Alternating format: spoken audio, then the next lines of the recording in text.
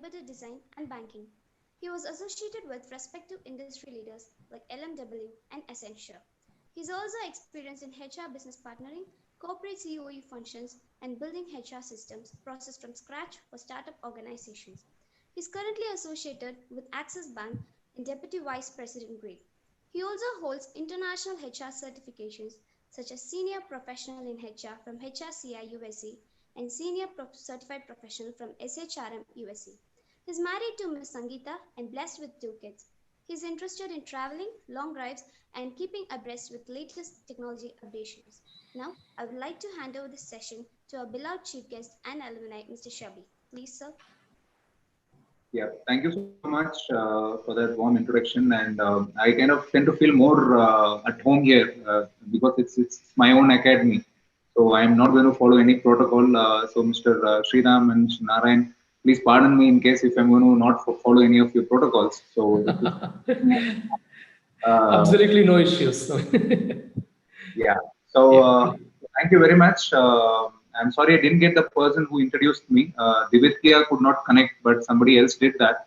So thank you so much for that warm and brief intro. Somebody introduced you, our first MBA student. Okay, okay. So is the screen visible, Sriram?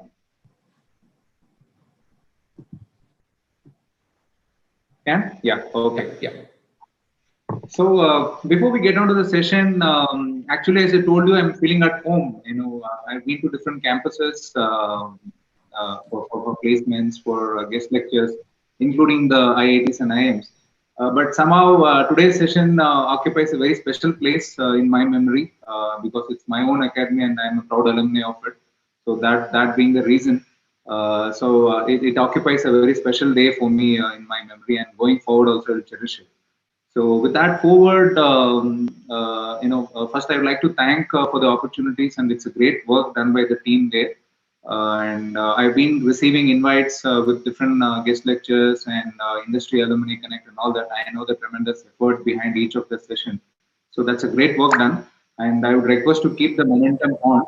Not necessarily it should be within the industry academy. It can be within the campuses and also within the student groups within the DJ academy itself. So because somehow I sincerely feel that the MBA is not only about reading some textbooks and getting some credits out from the examination or whatever, but it certainly makes a difference when the students how well they receive an information, how they present the information to a particular set of people, and the insights which they're going to carry and the perspectives. It makes the difference. Because otherwise your textbooks are going to be the same Philip Kotler books are being read by universities across. But what difference does it make is how are we going to carry that information? How are we going to use that information? So with that perspective, the more the interactions we have within the student network, within the alumni, within the different campuses, and also the industry institute interface, I think that will create a lot of sense. So with that as a forward, I'd like to get into the session. Much before I talk about my agenda, of course, I have a plan for discussion, which I was discussing with Ms. Savitri the other day.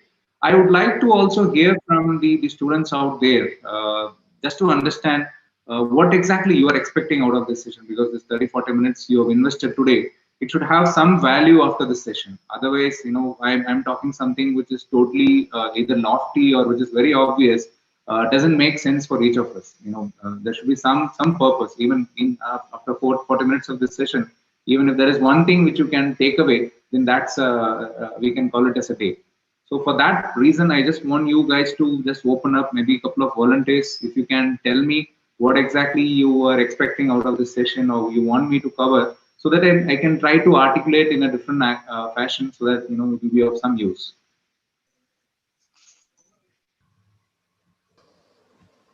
Sir, I'm Lokeshwaran, second year MBA. I like to know about what are the technical skills we need in a banking industry to equip ourselves, whether we want to be expert in MS Excel like that. What are the technical skills which will be required? Okay, great. Thank you, Lokeshwaran, for breaking that ice. Technical skills. And somebody else?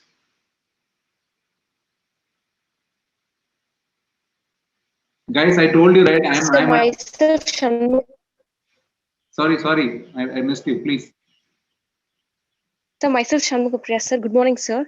So Good what morning. I am expecting out of the session is what will be my progression in the banking sector after I'm entering, sir. So and experience and my expectation as a fresher, what they will expect from me, and what kind of progression it will be in the banking career for me, sir. Great.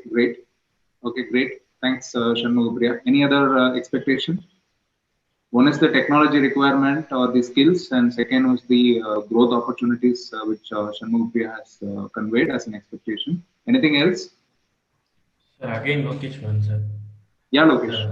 Sir, how can we, after entering into the banking career, how can we develop into a financial analyst, sir? Like You that. want to be a financial analyst? Yes, sir. Okay. How can we grow ourselves into that? Okay. I'll try to touch upon that also. Though it's a different stream altogether, I'll try to touch upon that also. Anything else? Sir, I'm Kirtana, sir. Yep, Kirtana. Sir, apart from advantages of banking sector, what is the disadvantages after entering into a banking sector, sir? That's interesting. Okay. Kirtana, this question somebody asked you to ask, or it's really? Sir, no, sir, it's my own question. That's great. So far, I have got 4 expectations. One is the technology requirements, growth opportunities, and how to become a financial analyst, and the disadvantages of being a banker. Great.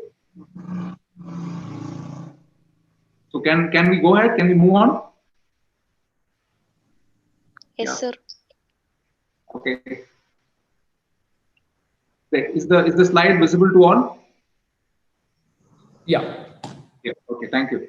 So broadly, my discussion will be on 4 topics. One is the banking industry overview, where I would like to talk something about how the industry is actually behaving from the past couple of years, or rather over the past 10 to 15 years, how it is going to take us ahead, so that we get a perspective. Otherwise, if I directly start talking about the HR narratives and all that, it will be totally out of the blue. So I want to create a context first for you guys to sail along with me. So that's the first discussion point. And second being the what are the HR outcomes or the narratives? If the industry is behaving in such a way, what will be the HR narratives? And this is not specific to Axis Bank; it's specific to the industry as a whole. Of course, in the course of discussion, the examples, rather the real time stories which I'm going to share with you, that will be from my experience with Axis. So that will make the purpose more comfortable and easier. And third, opportunities of at Axis Bank. There I'll talk about the point which somebody was asking about the growth opportunities, being a financial analyst and all that. Of course, disadvantages also I'll touch here in this section only. And last, but the most important out of this session will be the critical success behavior, which I as a HR person have experienced. It's not something which is hypothetical, but that's from my real time experience how I see people are growing. So that I have put it in a very nutshell, which I believe will be very handy to you guys to make sure that you can grow, because that was also an expectation somebody was asking. Can I go ahead? Good to go? Yeah. Yeah. So this banking industry overview, I'll be talking from 2 lenses. One is the impact of technology in banking so far, what has happened, and the next wave of disruption. So for that, I'm just using a time chart. So for the past 50 years, from 1970s, if you see the mainframe distributed systems started coming in from, because banking is a very old business, right? Banking is a business which is there for ages, right, from 1700s, 1800s, and since then nothing has changed. The purpose of a bank remains the same. We accept money from the public and we lend back to public. So that is the core existent purpose of the bank. But what has happened in this journey is the customer preferences have started changing, the regulatory requirements have started changing, the competition has started changing. When I say competition, it's not from only bank to bank. That was the scenario before, say, 20 years. But after 2000, the competition is not only from a bank for a bank, the competition is from somewhere else, which was totally unexpected. So, by virtue of these challenges, by virtue of these changes in the market, the banks were forced to take certain decisions on equipping themselves with the technology and investing in the upcoming technology and the requirements so as they stay relevant.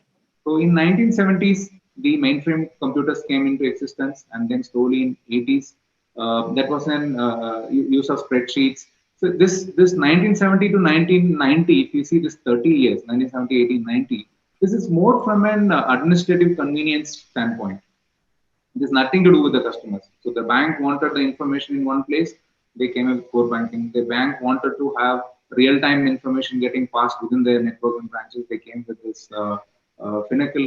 They want a secure system. They started using mainframe computers, and they wanted people all to work from in a client-server mode. The network computing came into place. So this 1970 to 1990, it's more to do with the bank's convenience and bank's administrative controls. From 2000, the narrative totally changed. The bank started feeling that they need to engage with the customers. The customer has a particular need, which unless they embrace a particular technology, they will not be able to fulfill. If you can recollect, maybe our members of faculty, they will be knowing this. In 2000, the first time the internet banking came in, where in private banks in India, ICICI was the one under the able leadership of Mr. Kamath. The internet banking started coming into place, where we used to get a username and password along with our checkbook. We have to open that, tab the particular password leaf, and then go and change the password to start transacting. So that was the scenario. Now, if you see this, if I tell this is an user experience, this is how the customers were engaged. If I'm going to tell this to my son, who's 8 years old, he will laugh at me. Do you think that this is an experience? But for us in 2000, that was a great experience. Because we were sick of going and standing in queues with a token to withdraw the money and to do some transaction. So for the people in 2000s who were exposed to banking, that was a real disruption at that point in time. From 2000 onwards, the technology started impacting the customers, or rather the bank started investing in technology to create a positive impact for customers. So the internet banking was the start point, and slowly in 2010 the disruption happens. People started getting used to mobile apps and different social media platforms and all that. So 2010 onwards, the impact of technology is phenomenal. The last 40 years growth and the last 10 years growth is still more. If you put the 40 years growth on one side, and if you put the last 10 years changes on one side, still that last 10 years changes will be phenomenal compared to the last 40 years. So again in 2000 types, I'm sure you all would recollect that Nokia famous phone, that 3310, if I'm correct, the model, where we all used to play this famous snake game, and then still we had apps. The name was not an app. We had messages, we have calculator, the currency converter, and few other applications which was there built in the device. But then as the technology started evolving, the customers' needs started changing. They wanted an app for every particular thing. Now there is an app for converters separately, there's an app for banks separately, for each and everything. So the device manufacturers could not able to foresee this requirement of each and every customer, and hence Nokia lost a big time. I'm sure you all have read the case study of Nokia, what has happened. So that is one strong thing where people like Apple and Androids of the world, they've come into picture, and the rest is history, what has happened. And going forward, this 2010 to 20, whatever has happened, and 20 and beyond, it will be exponential. The changes, the periodicity of change will be very rapid, and the kind of technology which is happening, that is why it is called as disruption. Today, whatever we talk, tomorrow will be irrelevant. So that is how the changes is going to happen. So this 2010 to 20, whatever has happened, in 20 and beyond, whatever has happened, we'll discuss in detail about with some examples by which we can understand it better. Any questions so far? Any thoughts? Any point of view? You guys have to park here. Guys, please participate. Is something which is not correct or wrong. It's about having a point of view. If you have something, you can please share it with me. Sir, Logesh, sir. Yeah, Logesh. Sir, as you says, the technology is evolving. Some of the banks are using even a watch as for payments. Like that, the payment service provider industry is growing nowadays, whereas the usage of physical currencies is reducing. Uh, Likewise, the many countries are introducing the digital currency like that. What will be the future of the banking? Whether we can some physical branches, or there will be a reduction in physical branches. Only the bank will operate in a online mode and concentrate on less branch outlets like that. What are the disruption in future? That's a very great question, Lograj, and thanks for bringing that. Banking is a business which runs on trust. Okay, so at least for our part of the world, at least for India and Asia Pacific, for the matter of the entire world, uh, for people for the trust to get established, seeing is believing. Okay, that narrative has not yet changed, and I'm not seeing that narrative is going to change, at least for banking, for the next 15-20 years. So there cannot be a scenario where banks can stop having branches and totally rely on digital networks. Bank has to be there. I'm seeing it in two aspects. For the banks to run, for the banks to survive, we need deposits, we need money from people. So for the people to have the trust factor to deposit their hard-earned money, they need something which is very tangible. They need to see something. So by that virtue, banks' physical presence will be there. But at the same time, banks cannot afford to have the luxury of having only a physical presence and stop investing on digital. Because the digitization, hello, Sriram, am I audible? Yeah, very well. Okay. So this digitization, which is happening, as I told you, it's very rapid. And if the bank starts stopping the investment in digitalization, then it will be a huge problem for the bank. Because if you see the current generation, the Gen X, Gen Y, and the upcoming millennials and upcoming generation, they're very tech savvy. So now, thanks to the lockdown, even the pre-KG kid is sitting on my computer to attend the class. You just imagine what will be their expectation. They are sitting through Google Classroom. My other kid is using Zoom Classroom for something else. So they have started getting exposed at a very nascent age itself. Probably for me and for you also, in our own kindergarten classes, we may not even have seen a computer. But now entirely the requirement has got changed. Yesterday, you will not believe, I was asking how to change a particular thing in a PowerPoint to my son, who is an 8-year-old guy. He was telling. Yeah. Okay, so that is how it is. And if you see, I'm taking one more example in the current classrooms, which is happening online. Teachers say something. Okay, teacher in their, if I'm correct, it was some EVS class. Teacher was saying something. Immediately, this guy Googles it and says some other point and ask help from the teacher. So I was just thinking, what would be the situation of the teacher to handle such as already the crowd is 100 people in that class. For about 45 minutes, she has to manage administratively this 100 people. In that, if some kids started using Google and ask a question from there, not to prove teacher is wrong, that is not yet come into the picture, but they are curious. So from that angle, banks cannot stop investing in digitalization. It has to happen. Both goes hand in hand. Probably number of branches coming up will reduce. For access, our ND has taken a conscious decision. Any real estate investment will happen only for branch, henceforth, from this year onwards. No administrative offices, no the processing centers, whatever you call other back office things. We will not have any real estate. Whatever we have, we will hold that. But any expansion in future will happen only for branches, which means that having a physical presence definitely makes an impact, and also it adds up to the balance sheet. If you want to value a bank, number of branches is also an asset. Though it's a liability in terms of cost is concerned, but having a distribution point is an asset. And thanks for bringing that point here. Thank you, sir. I'm just moving on. Changing business models. So as I told you, the evolution from 2010 onwards, have you all used Paytms? Yes, sir. Yes, sir. Okay. Yes, sir. So what has happened when Paytm came in? What has happened to banking? Can anybody tell?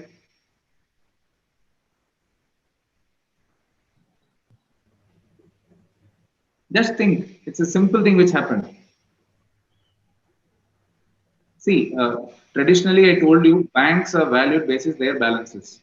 The current account balance, fixed deposit, term deposits, and your savings account balances. So once this e-wallet concept came in, so people started slowly removing money from their savings account and they started loading in their wallets. So if for example, if I have 5,000 rupees in my savings account, probably I'll withdraw some 2,000 or I'll transfer 2,000 to my Paytm wallet and start transacting. So the balances slowly started shrinking. Is the competition from any other bank?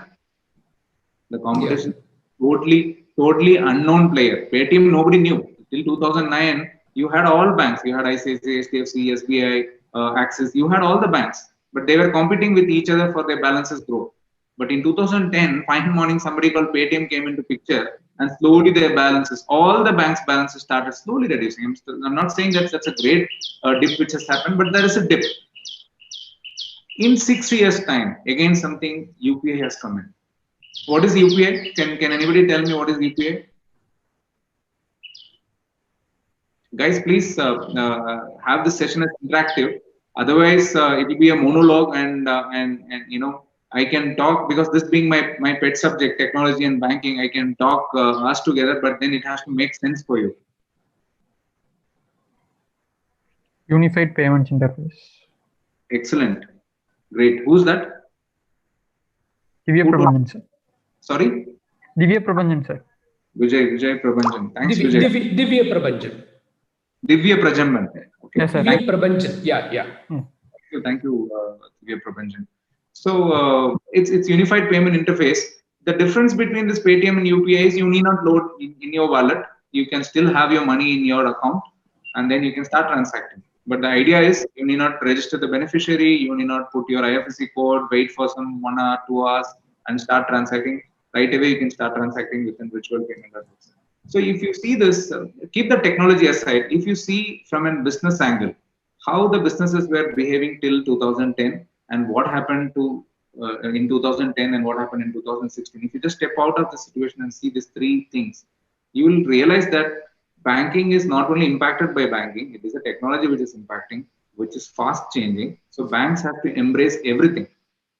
Now banks have started using UPI. So to stay relevant, to be relevant to the customer, to hold on the customer, to make the value proposition intact to the customer, banks has to change. And hence only I told, not only having a brick and mortar presence will do, they'll have to still invest in technology, at the same time invest in the branches as well. Can I move on? Yeah. So the changing customer preferences, one more big thing which happened. If you see, any one of us used the e-accounts in recent past, opened any savings or current account in last 1 year time or 6 months time? Yes, sir. Okay, can you just share me the experience, this online account opening, how it was? Sir, we just gave a PAN number, that's all, sir. After other proof, that's all, sir. He came to our house and he just opened within 10 minutes, sir. Now that is again outdated, my dear. I'm telling about an online account opening. You just log on to any bank's website. You go to Axis Bank. There is something called online ASAP account. You update your PAN card, Aadhaar number. In 3 steps, your things are done, and then you'll get an account number. Yes, sir. So there is no need for a person to come to the customer's place. The customer themselves can open an account online and can start transacting. So as booking of locker app, I'm taking an example of Axis mobile app. I'm sure again the seniors in the call will agree to my point. To open a locker in any of the nationalized bank, either you'll have to take a life insurance for some 2 lakhs or 5 lakhs, or else you'll have to create a fixed deposit for some value, which the branch manager decides. There's nothing written on as rule. And then your name will be written on a register, and then you'll have to wait. They will call you when the locker is available. Then you can go and get your locker there. But now in Axis mobile app, you can, if somebody has a mobile app, they can test right away after the call. In one click, you can open one click, meaning in navigation of one particular menu option, you can see and search the locker in any of the Axis Bank branches across the country, and you can book one. If there is available, you can book one. And only thing is, you'll get a number. You'll have to go to the branch. Still, there is amount of paperwork involved because of regulatory requirements. It's a contract which happens. With that number, you can get the contract signed and you'll get an locker in no time. There is no deposits. There is no negotiation. You need not reserve nothing. You can search whatever type suits you. You can make the payment and then lock is yours. So that is how it is changing rapidly. And moving on, next wave, how it is going to unfold. I would like to use this word, the neology, Uberization. Um, for deliberately, I'm using this word because the impact of fintech startups, including the blockchain startups, is so rapid now.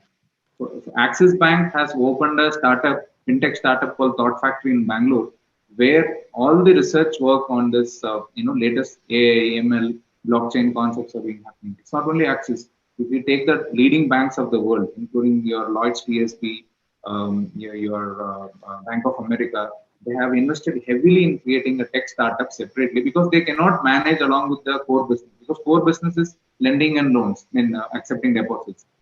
To have a dedicated focus and to stay onto the tune of the technology disruption. Many of the leading banks, they have either partnered with one of the fintech startups or they have spinned off a different entity in their own name, where the technology is getting its work on and slowly integration is happening in the core stream of business. So that is going to happen rapidly. Somebody was asking about the skill sets. So I'd like to mention that at a later stage and also here. See, I want you guys to just work on your strengths. If you don't be very conventional. No longer bank means only marketing or HR function or what do you call the finance function or whatever. There is whole lot of opportunities which is under the sea or rather under the curtain which we have not seen it. So please start looking in big data, technologies like Hadoop, R, Python. So get yourself accustomed. If somebody is really interested in technology, who loves working with data, who loves coming up with different kind of data cuts analysis, start spending some time there. And so that the opportunities are enough and more. Don't be very conventional when you're passing out. I've been told that you are in the last year of your MBA, so do that homework also much before you clear your board exams. So if you have some interest towards data, I would sincerely urge that you please explore that also because that is something which is called a gold mine. The kind of salaries being paid, the kind of growth opportunities is there as of now. It's something which is very phenomenal. So please explore that as well. And coming to the point two, the next wave is going to be fusion. The Internet of Things is going to happen. Wearable payment system. Somebody was telling about smartwatches where you can transact using a watch. IoT is going to be a big disruption in banking next phase. It's called as Internet of Things, where as soon as a customer enters the branch, the physical branch, if at all if somebody is coming in, immediately the branch manager will know who's the customer who's coming in,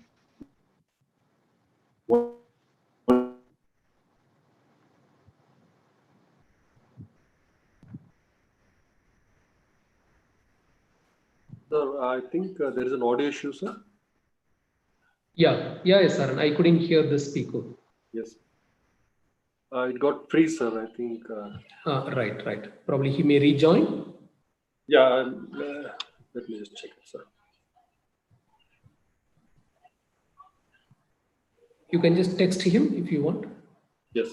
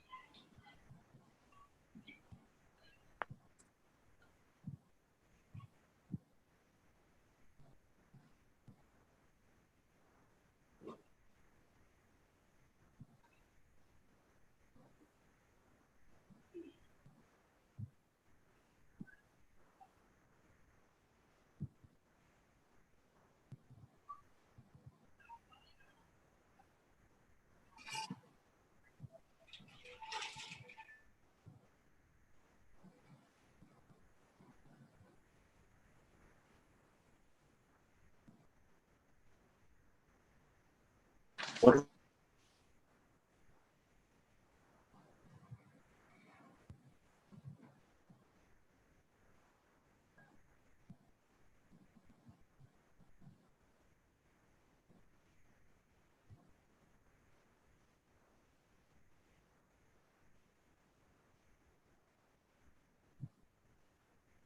is the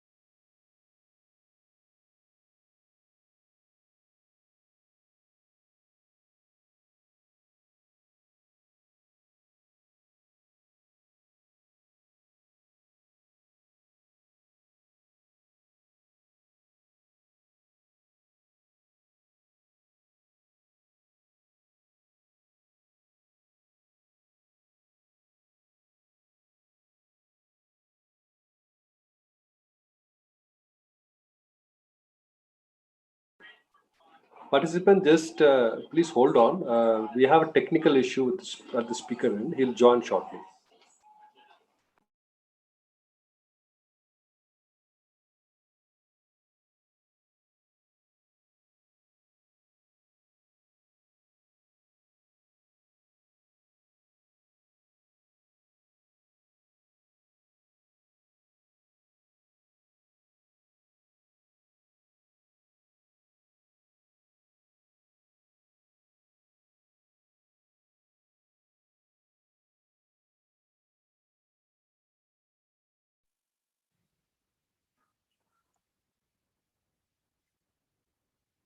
Is it clear now?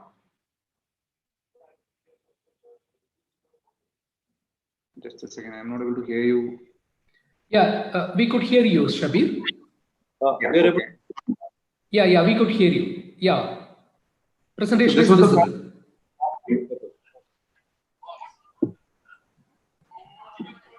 Can I continue? This is the point where you lost me, or it's much earlier to this? Yes, this is the point, sir.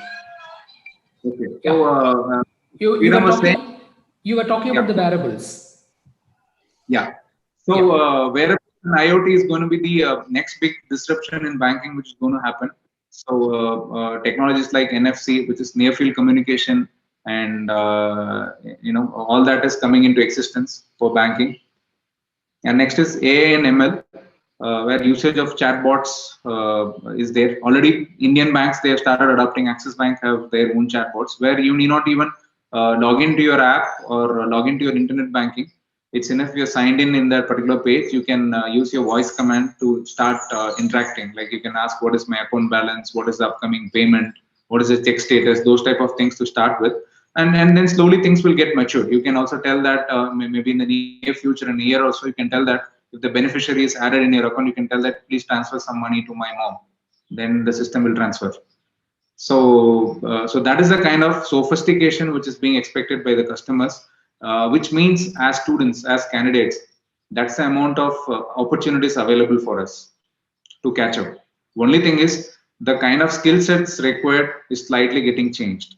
That is where the catch is. So we can no longer be proud saying that I have completed my MBA and already an MBA and all that. That is going to become irrelevant, or the shelf life is going to be very small. In earlier days, if you take our own our faculty seniors who were there in the call, maybe MBA, after their MBA they would have taken some 15-20 years to get onto some other technology or something. I don't know. Maybe am I right, Mr. Narayanan? True, Shabeer. So, but for me, we were using overhead projector for about 10 years before moving to LCD. Yeah. That 10 years shrunk 5 years to me, and then going forward. Now you have a mobile device with a projector for the information. You do not have a projector at all. You pop up your phone, as like your camera, a projector works. Yeah. So one word of caution here is, guys, you have to be relevant. So which means the learning agility has to be there, which I'll be talking about in the next couple of slides. But then that is the takeaway from here. And analytics based decision making, this is more important aspect. Again, if I were to tell with an example, in Axis Bank itself, the opening of the branches, somebody was asking, right, still the brick and mortar is happening or not? Yes, it is happening. How it is happening is, so far, say till 2016 and 17, Reserve Bank of India will give a note every year telling this is all the bankable area, this is all the unbanked area, and the banks have to necessarily strike a balance. If I need to get a license in, say, city branch, one branch in city, I'll have to open, say, some one branch in rural. So at a bank level, that gets consolidated. But now what has happened is, that is there, of course, that is not changed. With that input, there is a strong business intelligence unit in each of the bank. I'm talking about Axis now. In this BAU team, what they do is they study the transaction of the customers. So if Shabeer is a customer, they study my transaction. How many times Shabeer has used a non-banking, other than Axis, non-Axis ATM for transaction? As like the other bank people, how many times they have used Axis ATM for transaction? So this data gets analyzed at a larger level, at a macro level, and then they will come up with certain points. So this is all the area where the potential is there. Of course, they will take the Reserve Bank of India classification also, whatever it is to be done mandatorily, and then they will give this probable list to the business head. They will finalize basis the practical convenience, where there is a real estate, proper real estate, where I can get a better cost for a particular place. All that subjective decisions are taken on the data. So this analytics-based decision making is already started happening in few pockets, but this is slowly getting into each of the departments. Now I told you about branch expansion. If you have used Flipkart, if you have used Amazon, just think the moment you search something, next day onwards, in your Facebook, in your alerts, notification, everything, the same product or a similar competitive product will be getting flashed. How it works? This is how analytics. This is called big data. So they study your usage pattern, and then accordingly the offering is made to you. So in a way, it's dangerous. As a customer, I would say it's dangerous because it's too much of intrusion into my privacy, right? I don't want to see what am I doing. But then it's too late for us. You know, the moment you started using your smart devices, including your smartphone, smartwatch, everything. So the moment you started using it, which means somebody is watching you, either knowingly or unknowingly. The apps you download, you click the licensing as accept and you install in your devices, which means somebody is studying your usage pattern. It could be your bank, it could be your anybody else. So, but on the positive side, it will enhance the customer experience, the way you can get the choices, the competitive pricing, all that will get enhanced. Any questions, thoughts so far? Shabeer, couple of questions I could see in the question and answer box. Would you like to take up right now, or if it is relevant, probably you can take it up? Am I on time? Yeah, you can. Yeah, please go ahead then. I think if it is pertaining to this topic, I think we can discuss and then move on. Shall I take? Okay. Yeah, you can. Okay. So this is a question from Indrajit. He's a first year MBA student. How can exchange rates impact work as an organization? I'm sorry, come again. How can exchange rates impact our work as an organization? Exchange rates, you mean to talk about the foreign exchange rates? I think probably is Indrajit, is it that you want to ask? You have access, you can comment. Yes, sir. I asked about foreign exchanges. How it is going to impact the work? Indrajit, he's meaning that exchange rate is going to impact the organization's performance. I think that's what I could sense. See, exchange rate impacting organization performance, that's very cyclic, right? It's not that you can have one finite state where you can book only profits. So that is the risk. So obviously, when the markets are volatile and then there is an opportunity to invest, banks will definitely invest. And then that hedging, whatever they'll obviously block. And from a customer angle, if this is your question, that is why we have something called contracts. So we encourage our corporate clients to get into contracts when the market is doing fairly well. When they expect a forex transaction to happen, they book on the contracts and then they take that advantage. It's getting passed on. It's not only the bank is going to enjoy that, but yes, there is an amount of risk involved. So there is an treasury team which handles such transaction in terms of what is the forex to hold. And accordingly the decisions is taken. It's not that it will be a constant thing every month or every week. It is a dynamic thing every day. Of course, it changes. Because it's a very vast thing, right? It's not only, see, you had the US election happen. When the election started, the markets were behaving in a certain way. The election results started getting announced, markets started behaving in a certain way. Results announced, the market started booming. So it has a whole lot of impact, and I'm not sure whether I have answered your question, but that seems to be very lofty question. I really don't know whether that serves your purpose, Indrajit. Thank you, sir. So what are some unique ways to leverage the organization's finance? Leverage organization's finance. Again, see, it depends on the market. Now, when the economy is doing good, the lending will happen. So, for example, now there's a stimulus package which is announced. So people have started borrowing. There was a festive season around. People have started borrowing. For a bank, The more they lend is their profit. They cannot hold on to deposits. That's a liability for the bank. I can for a moment I can feel proud, like, okay, my deposits have grown this many folds, say x to the 4 power, it has grown. But actually speaking, that's a liability. I have to return that money back. So within that time frame, I have to multiply that money. So I have to start lending. But the catch here is, to whom am I going to lend to? How safe is my asset? If I lend, will it come back? And what is the periodicity? Will it be a cyclic asset where I'll get month on month EMI, or it's something like a 6 months term I have to block? So that depends on that. Sir, Lokeshwaran, sir. Yeah, Sir, as you're speaking about the e-commerce like Amazon, Flipkart, when we are using when you are going to pay, we can see the offers, like when you use the Axis Bank card, you can get 10% of discount like that. What are the banks really trying to do this? Whether they try to attract more customer, or what is the objective behind this? obviously, yes. The moment you see flat 4% discount for Axis Bank co-branded Flipkart cards, don't you think that you'll go and apply? If you're a frequent user of Flipkart, where you keep buying some things, you'll feel, right, 4% every time. If I get cashback, it's benefit for me, so I'll go and apply. That's what I told you. This analytics based decision and all that, it's an intrusion. So far, much before this big data and your analytics came into picture, nobody will know. See, as like Flipkart, in those days, Rediff was there. I'm sure, again, our faculty friends will agree. This Rediff used to have online shopping as well.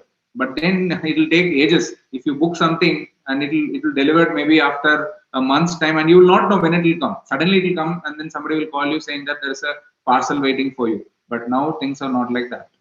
You can see, you can track, you can put an express delivery and pay extra for it, and you become a prime member of Amazon. You get an express delivery free of cost.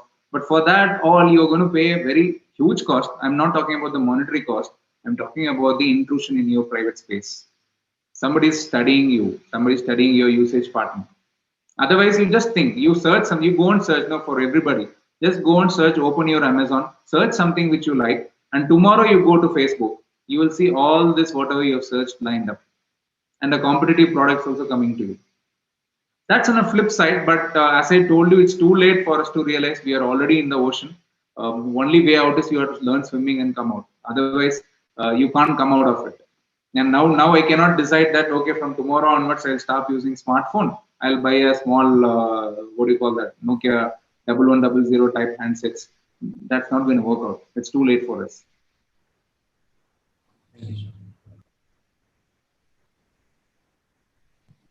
Yeah. Anything else? Thanks, guys. I'm just moving on. Yeah.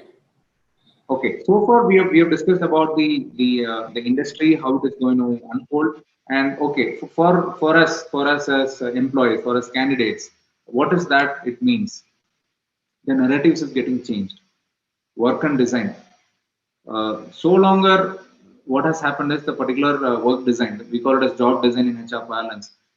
We used to take certain factors into consideration. Now the list has become a bit exhaustive as well.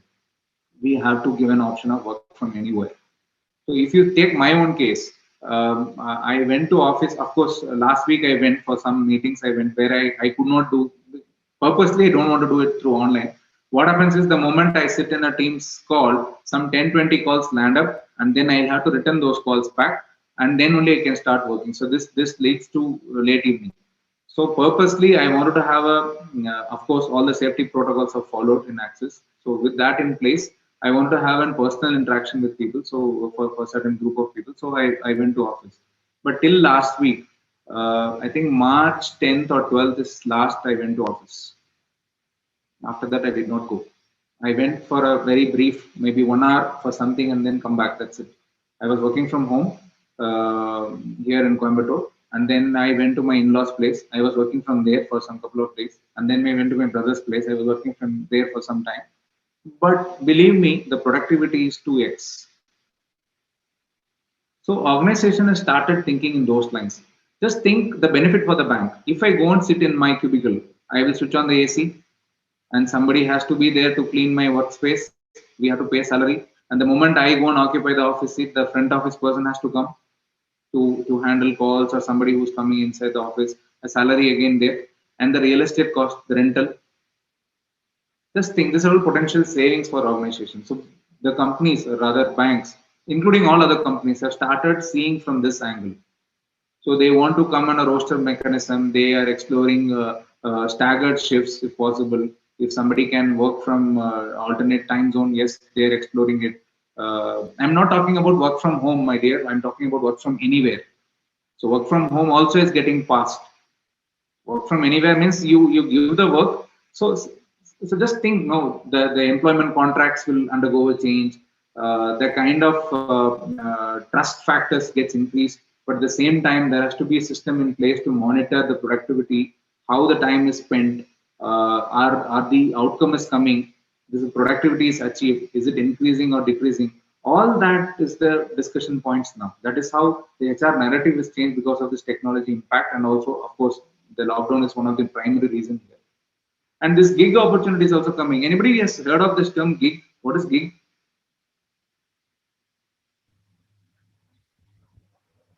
Sir, like workers like working in city, gig I'm sorry, economy. I'm not. Can you please repeat?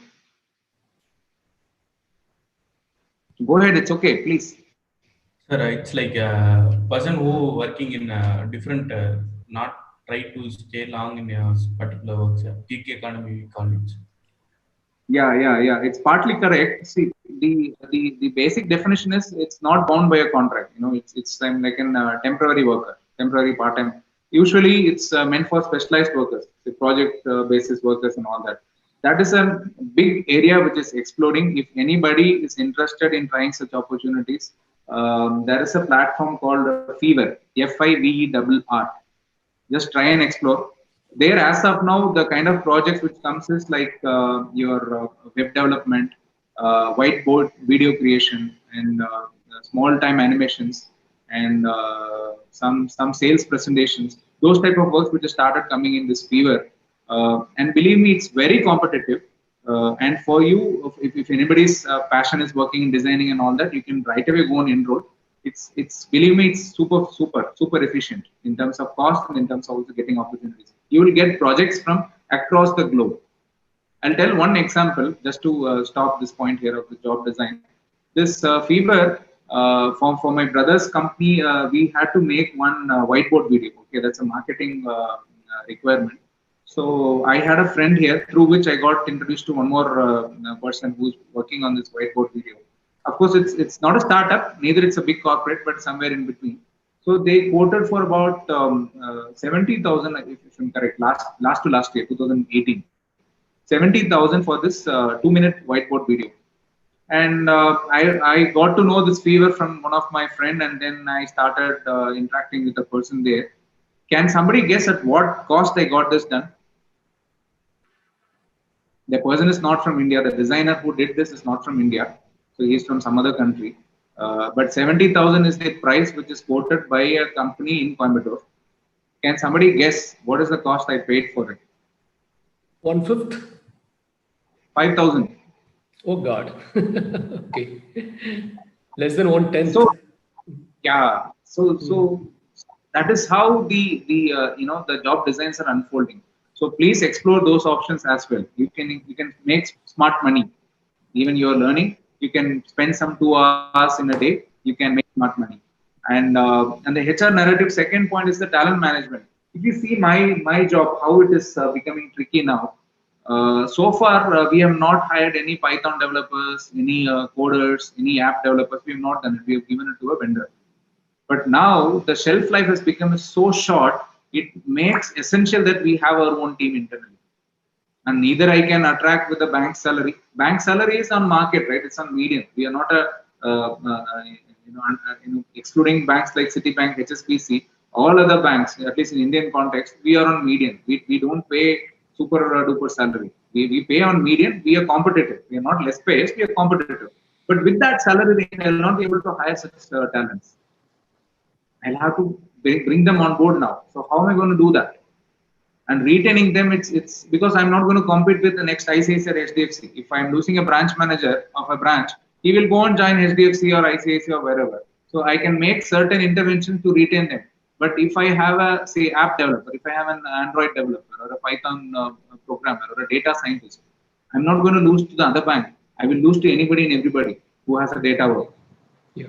So retention becomes all the more critical for us, and not only retaining. So how am I going to manage their skills?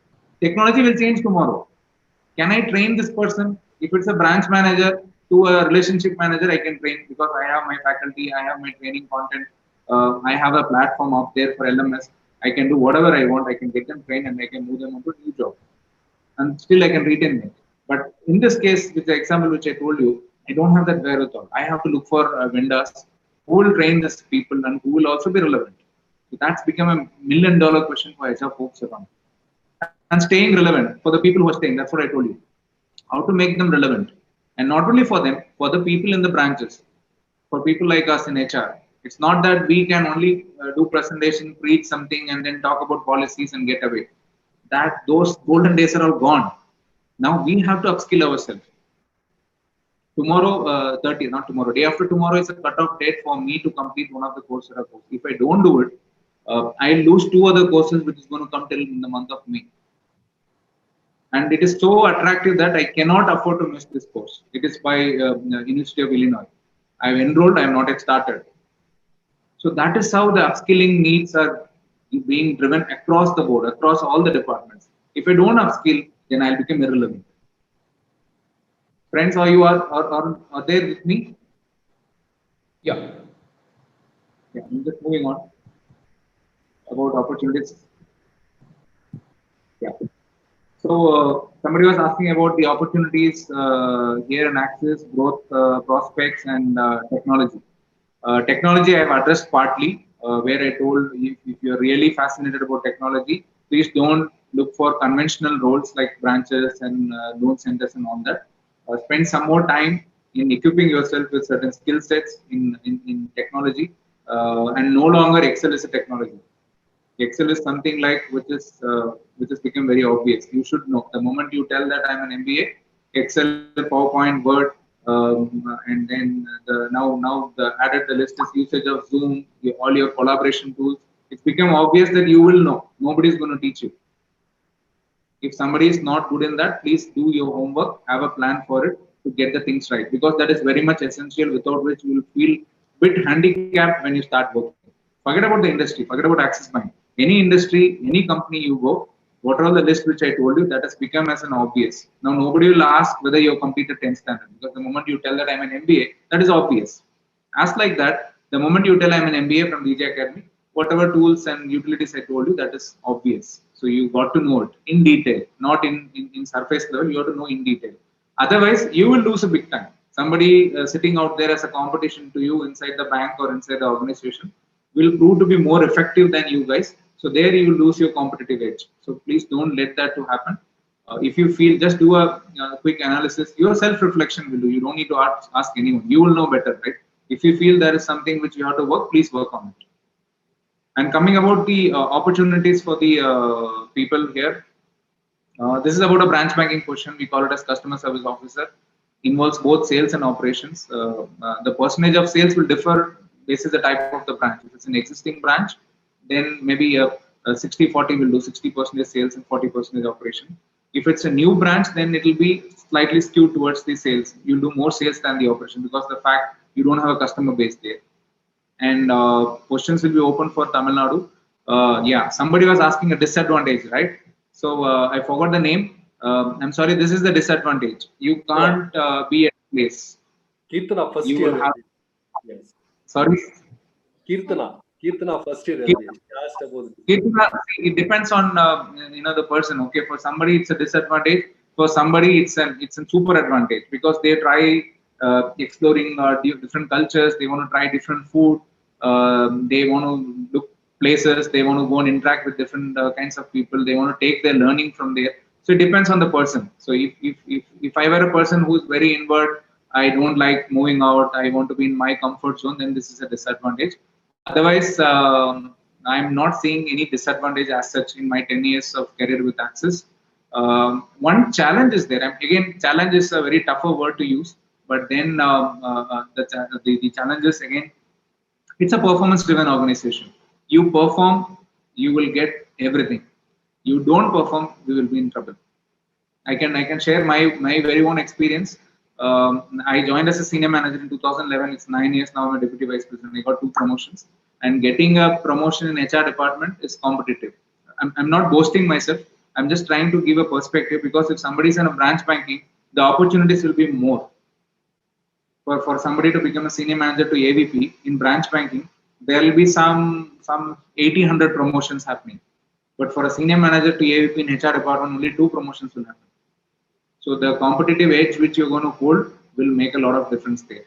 Otherwise, as such, there's no different, disadvantages, Kirtana. This is a transferable job. That is what only thing which I'm seeing as a disadvantage, which few people might feel a bit of discomfort, where they have to, again, transfers at a level till say AVP level, transfers will not happen from East India to North India and all that. Okay, unless there's a punishment transfer. Transfers will be like, say, from somebody from Coimbatore has to go to Chennai, or say relocate to Madurai or Trichy. You can't do an up down. You can't go in the morning and come back in the evening. That's a challenge, because you will close at 7:30, and by the time you come back to your place again morning, you have to start and go and report in the branch at 9 o'clock. So that's going to create a lot of discomfort in your personal and professional life. So in that angle, it's a discomfort. I'm not again saying disadvantage. It's a discomfort. And growth opportunities, yes, somebody was asking. It's phenomenal. I told my own example. You can grow both vertically and horizontally. Vertical, you perform, you get promoted, you be in the same department. And after joining, minimum 2 years is a service criteria to be in any department for somebody. If you find that my interest in, say, in forex, somebody was asking about forex. Somebody says that my interest is into credit function. You can move on. You will have an internal job posting mechanism. Any vacancy which gets arranged in the bank, first we will post it in the internal job posting portal. So people have to go through it, apply, and there will be an interview again happening internally. So if somebody is selected, they will get transferred to the next department. So by that way, the career can be very enriching and fulfilling. One thought which we have to be very clear is, if you have decided banking is where I want to establish myself as a career option, then this will be a very golden opportunity. Somebody wants to explore, try and test things, and maybe stopgap arrangement types, then my sincere advice, please don't get into it, because you will lose your time. As I told you, there are much better things in the world to do. Please do your own homework, where you are good at, and then accordingly you plan your career. Otherwise, you will get stuck. The moment 2022 pass out comes, you will no longer be a fresher. You would have lost 1 year. That 1 year actually will make a difference. So please do your homework, understand your skill sets, where you can do fairly well, and accordingly select a career option. It can be a bank, it can be something else. As I told you, there are enough and more opportunities which we have never seen behind the curtain, like your data scientists and all that. Of course, you will have to do a lot of homework in terms of learning those skill sets, investing time and money there. Then only you can go into that place. But then it's worth doing if somebody is really interested. And the selection process for this customer service officer role is an aptitude test online, followed by an interview. So this is about the opportunities with Axis Bank. I'm just making a small pause here. Any questions, anything which you guys feel that I need to address here, you can please feel free.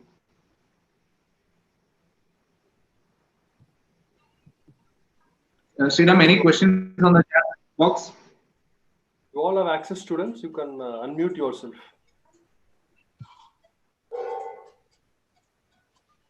There is no questions in the chat box, sir, as well as in the Q&A. Okay, I'm just moving on. Yeah, so Mr. Narayan, with your permission, I think I'll take 10 more minutes. Is that fine with you? 10 or 15 more minutes is fine with you? Absolutely no issues, Shabeer. Please. Okay. Yeah. So how many of you are your own brand? Me, sir. You agree? So 1 among 58, right? Yes, Others? sir. See, guys, there's a thought behind it. Okay, you need not respond now. Don't raise hand, don't type anything. This question is more to do with your self-reflection. Okay, uh, just I'm sorry, somebody was saying something. No, Shabeer, Okay. please go ahead. Yeah.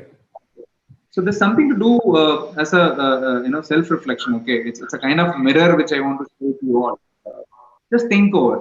Uh, you go to a new place, say a company, a corporate, where everybody is new to you and you are new to all others. There's a new workplace, new colleagues. I'm not using the word friends yet here because you are new colleagues, and your expectations are there. New products, customers, and there is an expectation you have to fulfill. There is a demand which you have to complete. How are we going to rise up to this occasion? Of course, you have a degree, you have your own skill sets in place. That is why you are hired. Think this is your first day in your job. So how you will, as like you, there will be so many people. Not only you will join an organization, right? So how are you going to emerge? I told something about competitive advantage. I told something about competitive edge. How are you going to create that? It's easy to say, but then how are you going to do it? That is your brand. That is your space that you have to create. Believe me, friends, without having that space created, maybe you can grow one level above, but beyond that, it will be very difficult. Because that's something, some consideration here and there, some mistakes happening. Not discouraging. I'm not demotivating. Please don't get me wrong. I'm telling you, I'm just doing a mirroring exercise. As I told in the beginning of the session, I'm feeling at home, and I feel there are certain things which I need to park on this session. Otherwise, it will be an injustice on my part. Hence, only I'm telling this. Please do a self-reflection. You don't need to tell any one of us. You don't need to tell your faculty members. You don't need to tell me. You don't need to tell your parents. Just sit in a place, think, how am I going to be competitively advantaged? With that thought, I'll go on to the next slide where I'll spend some time. Of course, that's my last part of the session. This particular slide, it's not that I have done something which is on a hypothetical basis, neither from textbooks I have taken this. I have seen many fresh hires in different industries, okay, by virtue of working in 4 or 5 different industries. I have seen freshers in each of this industry. And in particular in banking for the past couple of years, as I told you, I've hired fresh recruits from campuses like in Tamil Nadu, let's say PSDIM. We have from BIM, we have from IM, we have people from Great Lakes, all that. But one commonality which I have seen after joining through the interactions what I had is what is going to tell you. It's you can take it in the right sense, and then I would definitely believe that you can build on from here. And finally, I'm sharing this positivity. When I mean, it's not only with the person. See, this is an organization of about 70,000 people. Now I'm taking an example of Axis Bank here. Everybody will not be behaving in the same way. You will find a crib, you will find a guy who's very positive, you will find a guy who's very negative, you will find a guy who's very energetic. In your workplace, please be very choosy in selecting your friends from your colleague list. I'm not saying you be rude to others. You be very polished, you behave well with others, but from a colleague to friend transition, it has to pass through a checklist. That has to be very, don't immediately put a Excel and tick mark the checklist. It has to be internally happening. So for that only, I'm telling you, you have to analyze people when you go and join a bank or any other organization for that matter. Select good people with you. What happens is the negative energy, if somebody is there around you, they will pull you down. Any organization for that matter will have its own advantage and disadvantage. Even in Google, people were doing some walkouts. If you can just Google it, just go and find out. People were not happy with certain policies of the organization, and they had to do a walkout. So which means even like a company, which is a dream company for us, right? Google. There also you have certain things which can be improved. As like that, every organization will have a positive side and a negative side. And the people who are there in the organization, people are the organization. The people make the organization to work. So there, please associate with positive people. So what happens is they will talk a positive thing to you. They will give you a positive perspective. perspective. Even if you are in trouble, you won't talk to them. You come up with some solution, if not a solution, some positive frame of mind. So that is my first point. Second is being inquisitive. See here again, I'll tell you, it's like a childlike behavior, being very curious. I told you right, nowadays the kids are very curious to know what is happening around and what is they can do. As like that, our learning curve should not get flattened immediately if we pass out. Be inquisitive. That first 6 months to 1 year when you spend in an organization, ask questions, not from a negative frame of mind. I'm just putting this in a very sequential order. You have a positive frame of mind, and then you ask a question, it will be totally different. If you are in a negative frame of mind, you ask a question, people will not appreciate. People will think it in the other way. You are questioning, something like that will happen. So have a positive frame of mind and then be curious. Learn to understand things. When somebody is asking you to do certain things, you do it, and then probably in the free time or after the transaction, you please go and interact with them. So why we should not do the other way? Is there any rules which is governing this? So that why, how, what, when, those type of questions, if you start asking, believe me, in 3 to 4 months time, you will have mastery over whatever you're doing. Unless you're inquisitive, boss says, you are missing something which is very great. And believe me, this thing will definitely make a difference. After 1 year, you will feel shy to ask that question because you're already 1 year in the system. So please make use of that opportunity. Third is staying focused. Understand your role very clearly. Whatever is given to you, there will be a KRA plan or there will be a goal sheet. In any organization, there will be a goal sheet. Sit, understand the nuances of it, which has more weightage. What if I do, I'll come to the top. You sit with your boss, spend some 5-10 minutes of time. In a year, I'm telling 10 minutes of time in a year. Because the goals get changed only in a year basis, right? So you be focused on the goal sheet and then so that you can plan your activities accordingly. Do not procrastinate. That's one great thing which I have seen in campus hire, which in the talent conversation, I flag this off, not from the fresher point of view, even for the branch managers, when I sit through the talent conversation, this one aspects will make me to rate the people low. People procrastinate. If you're going to do something today, you have to do it today. Because tomorrow something else will come, your priorities will change.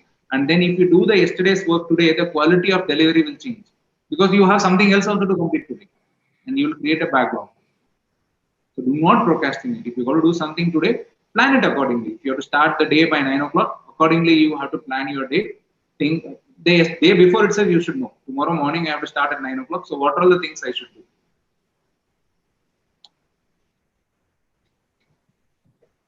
Execution excellence, being organized, having your diary. It's most critical thing. Though I can talk about technology, so far our discussion was about technology and all that, but somehow I sincerely feel that having a notepad with you, having a diary with you makes a lot of difference. Because not every time you can take your mobile, and if you're comfortable doing it, please go ahead and do it in a digital way. I don't have any apprehensions for that. But then please make a note of points which you're going to discuss. You may be meeting your colleague, you may be meeting your bosses, you may be meeting your clients as well. Do your homework. So tomorrow morning, 9 o'clock is your appointment with the client. Understand the client's business. Don't go and talk about products. If you start going and talking about products that nobody needs, they can very well learn the literature from your website itself. But you should know something about the client. What business he is into. Is he a salary? What type of lifestyle he has? You talk something about that point, and then business, believe me, will be an outcome. If we started chasing numbers, then an MBA guy, marketing specialized doing business, and the sales executive, the frontline people doing a sales, will not be any difference at all. Because for a customer, how does it matter? The savings account given by a sales executive or a marketing specialized in MBA doesn't make a difference. For him, it's an account which has come. Hence only I told you in the beginning of the conversation, the difference in MBA is the quality of conversation which you make, the depth of conversation, the perspectives you share. The client should enjoy started talking to you. They should look for you. Next time when you call them and say, can I come and meet you? There's something which I need to discuss. They should welcome you. They should not hesitate. That will happen only when you follow this particular process which I'm just telling. Finally, and most important, be learning agile. I'm again re-emphasizing, I told you technology is changing rapidly. Now the presence of bank, the branches is meant only to add value for the sales activity where the business can go both top and bottom line. all other transactions have moved online. There will be a day where everything can be done through voice command. I have given you an example also of Alexa and Siri by Capital One. Every transaction can happen through a voice command, through a mobile app, or an interface, whichever is fit at that point in time frame. But then all these qualities, or rather success behaviors of people, will make differentiation in every one of us. Hence, I'm telling you, each one is a brand, and the brand building is in your hands. You can break or build your brand. This is not very exhaustive list, but I'm telling you out of my experience. After 6 months, or rather, I have frequent touch connects. In 90 days, somebody is completing. I'll have a session with them, and for newcomers across all the grades, and then cohort based. Say for a operations manager to become a branch manager, I'll have a talent discussion. So of all these discussions, I'm telling you, these are all the things which I find are there in a successful person. These are the traits, rather, I would say, which makes a person successful, or these are the traits which makes the panel to think about the candidate. Should we hire or should we put it on a hold? I'm talking about the internal conversation. So that's it from my end. Any questions, please? Nice, Shabeer. Quite illustrative. Thank you very much for sparing your time. I do have one question with which I can leave the space for my students. I hope I have not taken too much of time, right? 1 hour is the time. No. I mean, comfortable. We are comfortable. Okay. Okay. Of course, what I have been experiencing, I'm trying to share with you. I mean, of late, I have started seeing, especially MBA students, who become a kind of rolling stones, in the sense that they don't stick to one organization for a longer time. Of course, it is nice to note you have been sticking to Access almost for the last 9 years.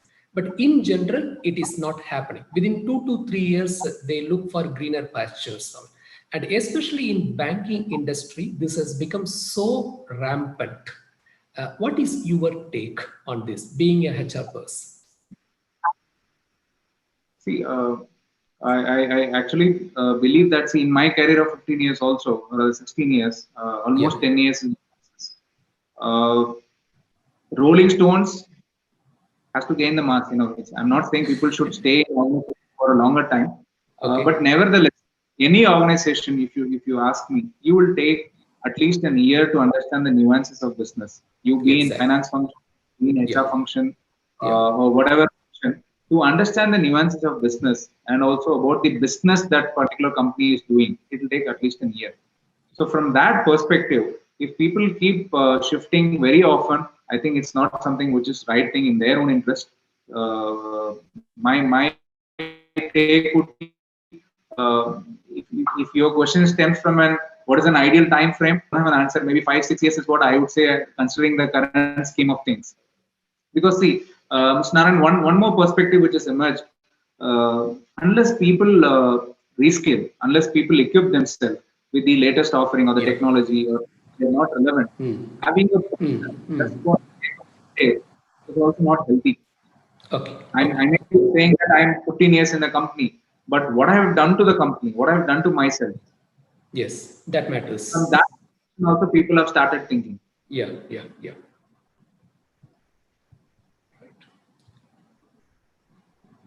Hello, sir.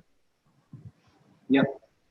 So my question is, the changes, as you said, there are changes happening in the banking industry, like involvement of technologies like IoT, artificial intelligence, UPI. So my question is our money safe, sir, or is it reliable?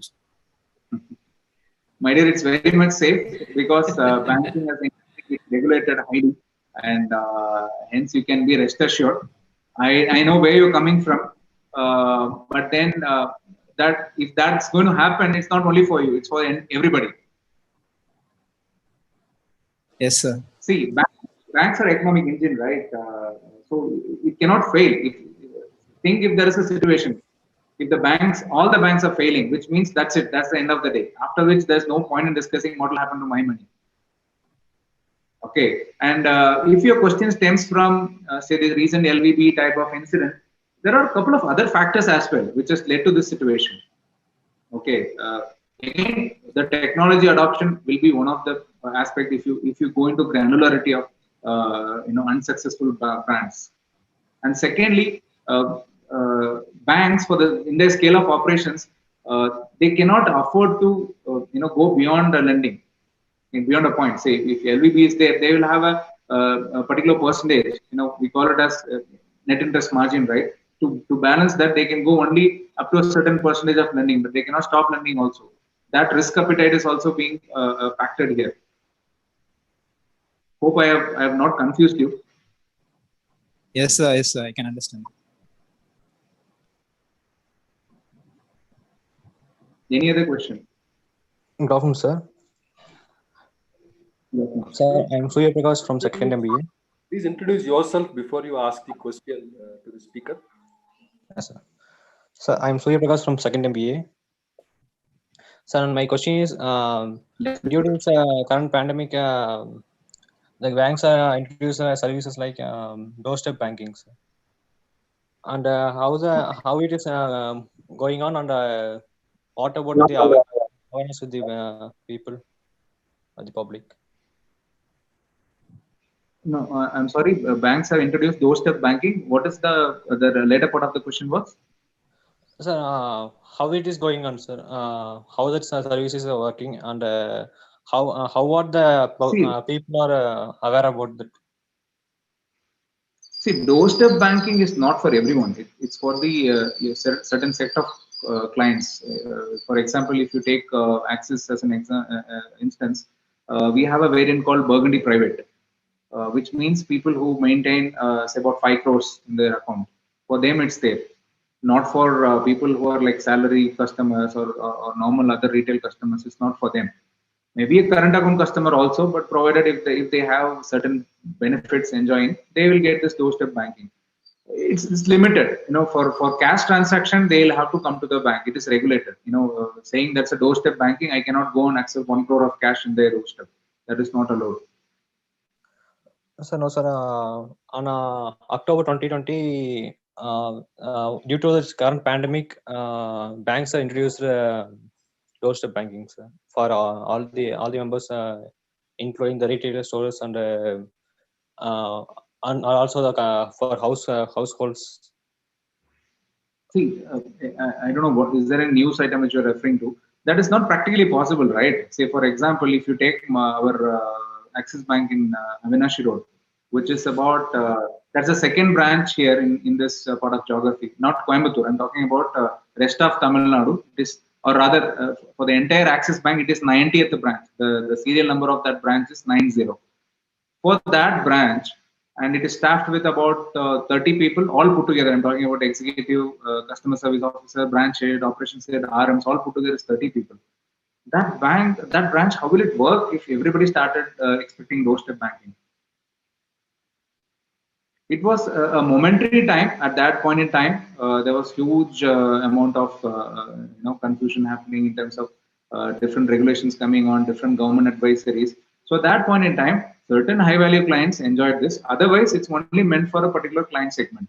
Doorstep banking is not something introduced in this pandemic. It is there much before that. It was there for some 7-8 years. It's there. At least to my knowledge, 2011 I joined bank. Until then, I have never known about a bank. Okay, 2011 is when I first stepped in for an interview. Before that, I went only twice for opening an account and a loan. That's it. So from that 2011 onwards itself, this doorstep banking is there, and it's reserved for certain clients. Otherwise, it's not possible. No. See, sir, today I want to withdraw 1,000 rupees. If I cut a check and call somebody, can you just come and collect a check and give me money? It's not possible. Just think the cost per transaction. Already making a customer walk inside the branch itself is the expensive transaction which a bank can do. Hence, only banks also migrating to digital channels. So if I put on more resource to do a doorstep banking for a 1,000 rupee transaction, it will be a loss proposition for the bank. Banks are here to make profits. It's not a service minded organization. Hope I have answered you. Good afternoon, sir. I am Rohit from second year. Yeah, Rohit. As a customer, from the perspective of a customer, currently it's better to invest in mutual funds rather than investing in banks. Banks are like fixed deposits. The return will be very much high. Yes. Then Yes. how these banks are competing with each other regarding these mutual funds? Even when we Higher invest the in risk. mutual funds, we will get a better return, and the risk is also a factor. Are you investing in mutual funds now? I just started, sir. Just started. If you see the market watch for the past 6 months, in the month of July, just see what happened to the funds. You can do a mock calculation. Also, there are tools available. You can just see put some 10,000 in the month of January. See that value of 10,000 from January till now. Now it has grown. If you see the time frame from June till August, you see what will be the value of the 10,000.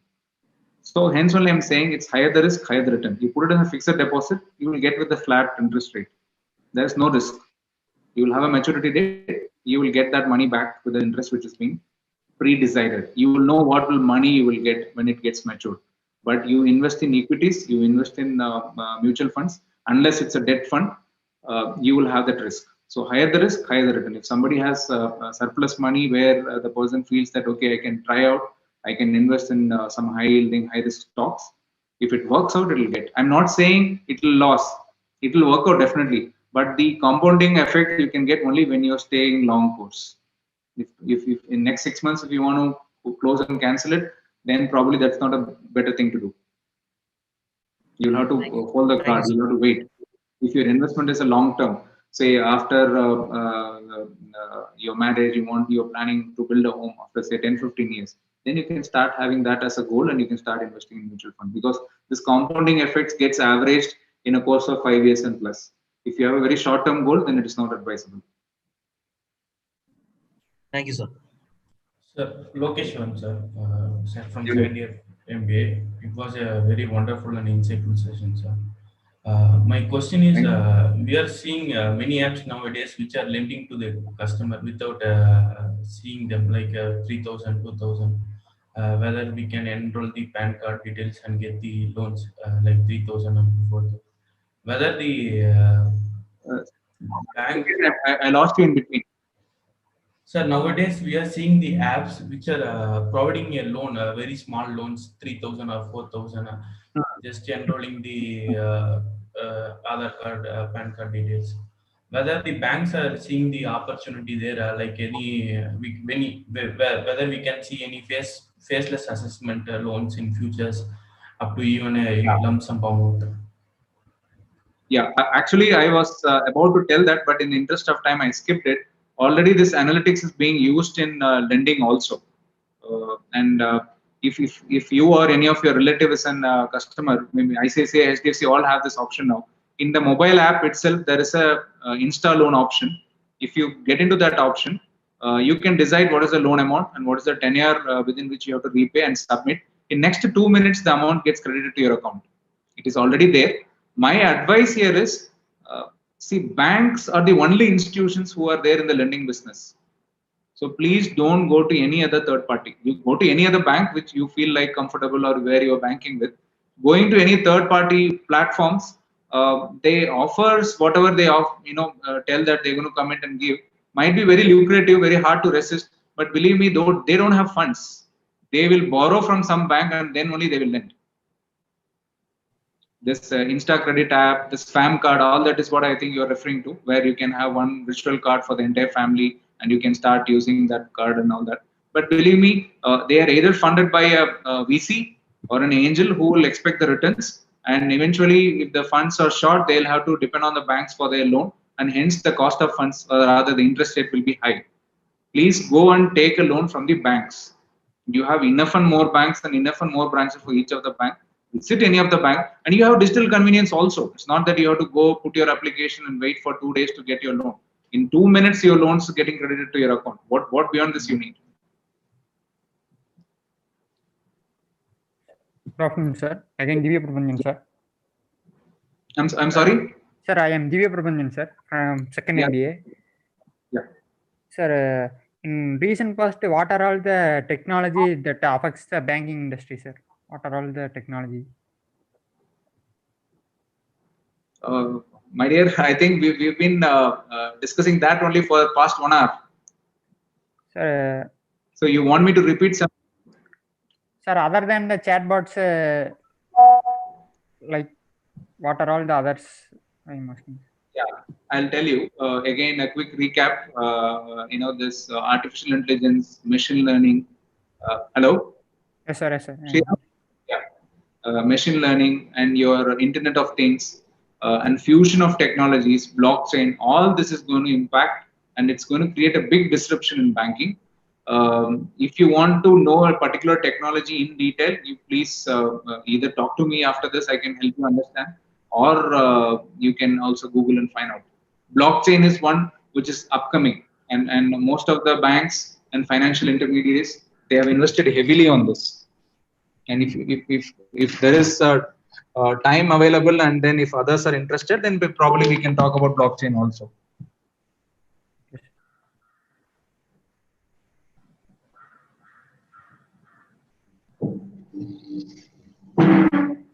Sir, good afternoon, sir.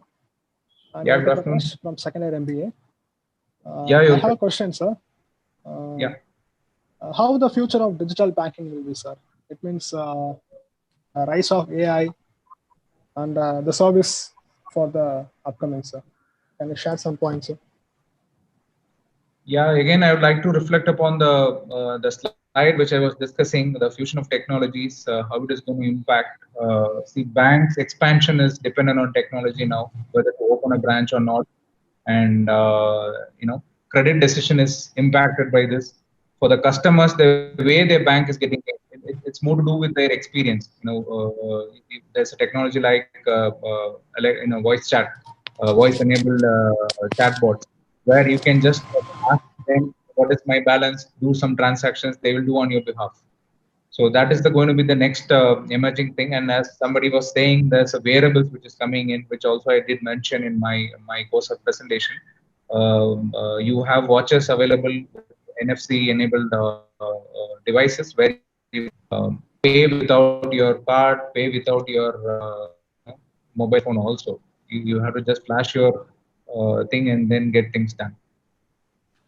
Hope I have answered you. Yes, sir. Shabeer, how is the penetration in rural India? Banking, especially banking sector, of course. Jandan has created a lot of traction in the banking sector, especially in the rural market. How is it doing right now? See, rural, it's every bank. There's a mandatory requirement for them to open the rural bank, rural branches. As I told you, when we apply for some licenses, RBI mandates that certain percentage of branches has to be necessarily opened in rural locations. So by that way, it's very inclusive approach only. Though certain banks, other certain branches are not profit making, because the potential itself is. And by virtue of financial inclusion, and it's a priority sector which we can't afford to oversee. Banks are opening branches, but that's a very cost-effective model. If you see the softwares we use, we have something called FinLite. It's not Finacle we use in this branch. So this FinLite is a stripped-down version of Finacle, where certain functionalities will not be there, and hence it will be cost in terms of cost per transaction is concerned, and staffing will be very minimal. The real estate will be say about 400 500 square foot. So by that way, the operating model itself is specifically designed, and in Axis we are tied up with certain financial intermediaries as well. So this particular companies like IFMR who does the small ticket lending. So they take care of the credit verification validation part. Only lending is done by the bank. So that's a partnership approach which is working out there. And of course, we have this micro ATMs also, the POS machine. So we try to do cover the catchment area. See, for example, there is a location called Kedeyarambur, Anaikudam, Varanavasi, Tirkalambur. These are all locations in Tamil Nadu, which I didn't know until the branch was opened there. And a few locations doesn't exist in Google Map also. I tried driving to one of the locations, but I lost my way in between. I had to call somebody to come and pick me. So that is the type of location I'm talking about.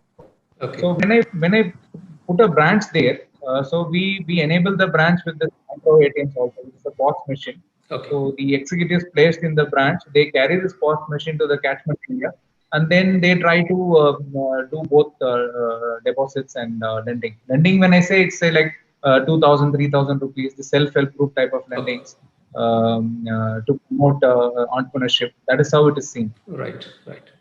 It is there happening. Okay, okay. So good afternoon, sir. This is Shanmugapriya, Good sir. afternoon.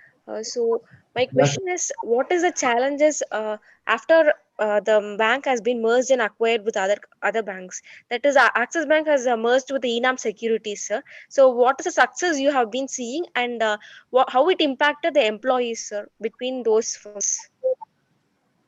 See, there are two different things, Shanmugapriya. Bank taking over, say we have acquired a company called Freecharge also, okay, which is again a kind of a Paytm type of organization which we have acquired. As like that, this Enam Securities. This is on one hand. Banks acquiring the other banks. This is on a different. It's a different spectrum altogether. I'll talk about both. First, banks acquiring other non-banking financial services entities. Challenges not much. The challenges will be the first part, the due diligence part, where there are specialized teams and people out there to understand the real worth of the entity which is going to be acquired, and then all that regulatory requirements. I'm just keeping it aside. Other than that, the challenge will be people and the processes we follow will be the main challenge. If it is a bank acquiring a non-bank, say like this free charge or Enam Securities, the challenges will be very relatively less because there's a specialized function, say Enam Securities. They do only certain business which is nowhere directly conflicting Axis Bank business. So the process merger will be bit easier. Still, the people issues will be there, but the challenge is when you take a bank. Say now you have a classical example of ICICI taking over Bank of Mudra. You have example of Kotak taking over ING, which is all the more complex because it's already ING and Vaisya and now Kotak. Challenge, if you ask me to spell out some 2-3 challenges according to you, if that is the question, people challenge when I say, see, people they have different perspectives, right? Today, say you're a student of DJ Academy, you know this is the rule. Morning I have to come at this time, and this is when I have to break for lunch, and I have to do certain things in a particular order. Tomorrow, let's say you get admitted yourself in some other campus, say as a campus exchange program. For example, just for a better understanding, I'm taking this example. Say, let's say DJ Academy has a campus exchange program, and Shanmuga Priya will be moving to, some other university, Western University. I'm not talking about Indian University. I want to bring that culture element. So, hence, I'm deliberately taking an example. Say, you're going to Harvard. For the next 6 months, your finishing school will be Harvard. Just think the amount of stress you will undergo. You will find happy, because you're getting an opportunity for 6 months finishing school in Harvard. That's something which is I'm not getting into. But think the amount of anxiety. What are all the processes there? What is the rules there? Whatever you're doing here may not be right thing to do there. That is the challenge which will face by bank-to-bank merger. Your pay scale difference will be there because your old generation private sector banks are paid on an IBA scale basis. The new generation private sector banks are paid on a CTC basis. So you will have a disparity. You cannot do a mass layoff. If you're going to get into a retrenchment mode, you will have all other complications coming in. You will have Reserve Bank of India coming in. You will have labor organizations coming in. And already it's a laborized setup. It's not something as what we see as a private organization. Though it's a private bank, but IB setup means you have a union workforce there. So that will come into place. And you cannot have at the same time two different policies. One policy saying IBA staff can come at 10 o'clock and go at 4 o'clock, but CBC guys can come at have to come at 9 and go by 7:30. That's not going to work out because that will create a culture issue. And culture is something which is a very vast subject, which is an underlying fabric which you can't change just like that, and which has something to be consistent about. Then only you can build a great organization. Otherwise, people will start leaving you. You will have inefficiency coming in. Your sales will go down. All sorts of complications will happen. But to cut the discussion short, you will have all people issues. It could be salary, it could be your policies, the way of working, everything. And to address all this, it is not at all easy. You go to ICICI Bank now also in closing hours, you will find a guy who's a branch head young, like say about 35, 36 year types. He's a branch head, and you will have a cashier who is about 56 years. And this gentleman, come what may, he will just leave at 6:30. You can see this in INGYC also. You should talk to that branch head to understand their challenges. They cannot scold them. They cannot use any sort of influencing work there because they are not motivated. It's already almost close to retirement, right? But at the same time, other guys in the same branch will be watching these people. They will come and ask. The branch manager will never have an answer, but still he needs to motivate this guy. That is a challenge. Yes, sir. Thank you, sir. Yep. So definitely there will be plenty of problems when a modern bank is acquiring an age-old bank. Say, for example, DBS and LBB. Yeah. That will be a total east-west scenario because exactly. of technology, whereas LBB is not. I'm not talking ill about LBB. Yeah. But so far they have to scale up. Okay. So what are the challenges I told? Keeping the regulatory challenges aside, keeping the technology challenges aside, I touched only upon the software challenge. I mean, people challenges. People challenges. Yeah. Guys, quickly.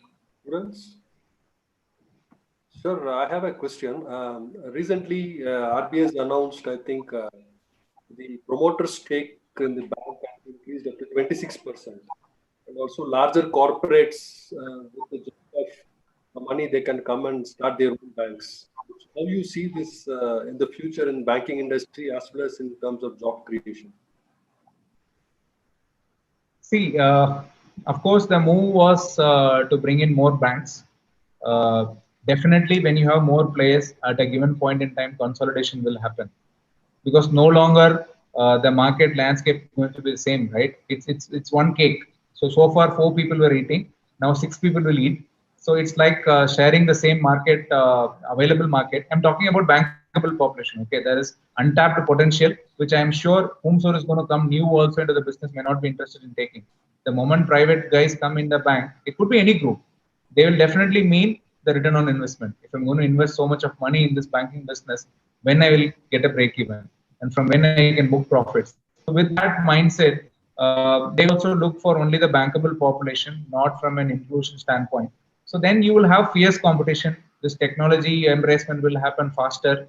And Mr. Narayan told that people are they're shifting loyalties of employee. People will move on.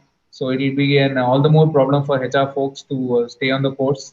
So that is how I'm seeing. But see, from an government standpoint, I really don't know what is the need because now itself it's so much of turmoil happening in banking industry. So much of banks are in the stage of getting merged or taking by being acquired and all that. So introduction of new banks definitely maybe another 2-3 years time. Definitely another consolidation will happen where only the bigger guys who are with the muscle power of finance can survive. Thank you, sir.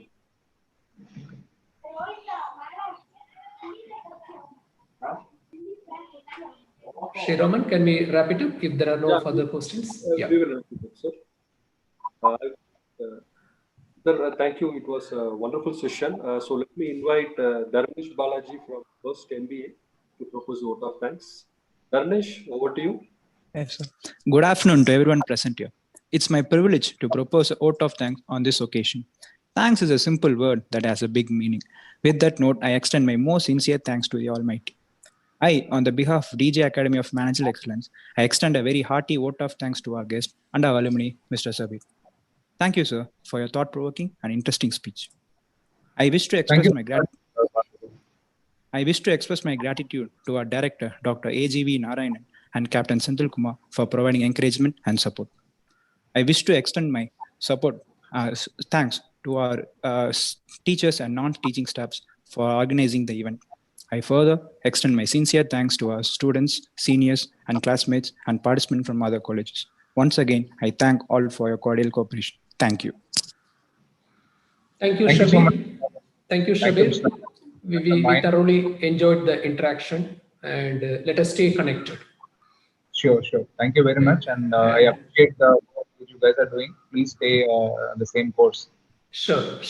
Definitely. With all your support.